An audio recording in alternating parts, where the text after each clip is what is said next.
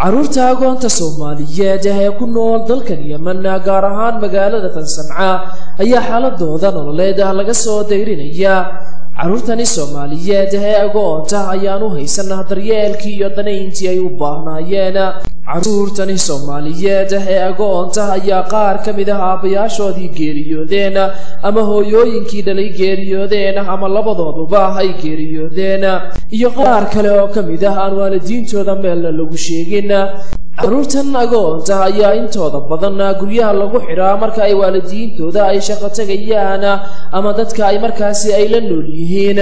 isla marhaantana ay dhici karto in caruurtaasi ay halis ugu jiraan xanuunada ku dhaca dhimirka ama howlgab ku yimaada qaab fikreedka awoodda maskaxda.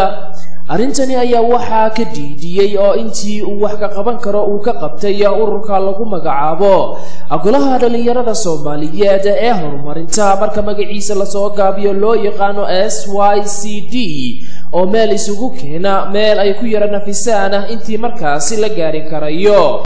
maaweelana loogu sameeyo iyo muxaadarooyin walow ay xadidan tahay awoodda golahani dhalinyarada. awaatana madaxa arrimaha bulshada ee golaha dhalinyarada Soomaaliyeed ee horumarinta Faadimo Xasan Xaashi oo ka waramaysa waxyaabahan oo dhan.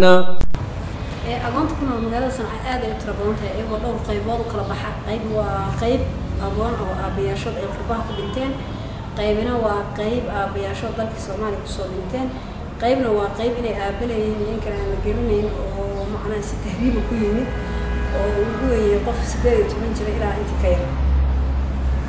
macnaha ciyaalka sidaas markay halkan yimaadaan ma helaan daryeel kaamil ah oo ku filan.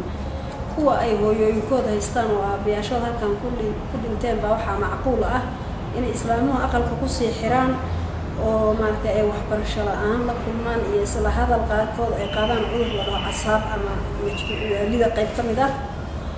maxaa la qaybna waaba qaybtaas waalidkood aan meelna lagu sheegin ee tahriibta ku soo galay.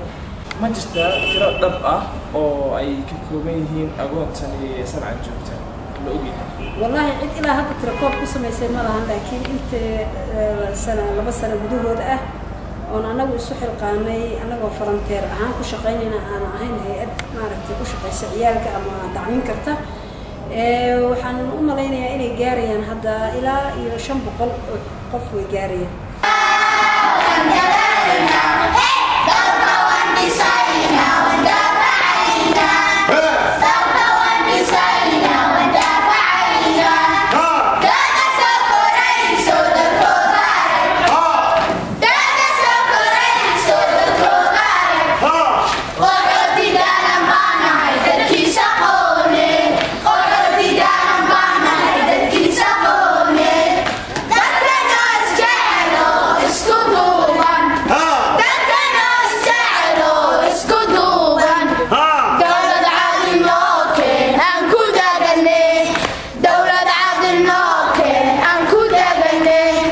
caruurta agoonta Soomaaliyeed waa mustaqbalkii wadanka ee berri meel kastoo ay joogaan loona baahan yahay in qof waliba u helanaado hormuudna uu ka noqdo horumarinta ubadka soo korayo oo waalidiintooda la joogin.